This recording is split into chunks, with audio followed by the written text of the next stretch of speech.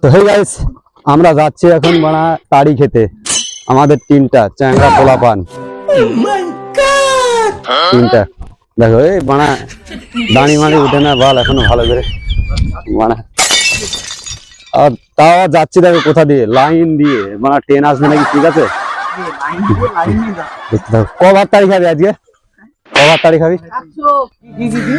100 বুকা চুদা এখনো ভালো করে মেম্বার বাল উঠে না বলতে 100 হাঁট তাড়ি খা। আর হচ্ছে 2 লিটার খাবে। দেখো দেখতে থাকো, তাড়ি খাওয়া দেখাবো তোমাদের। গান পেয়ে গেলাম।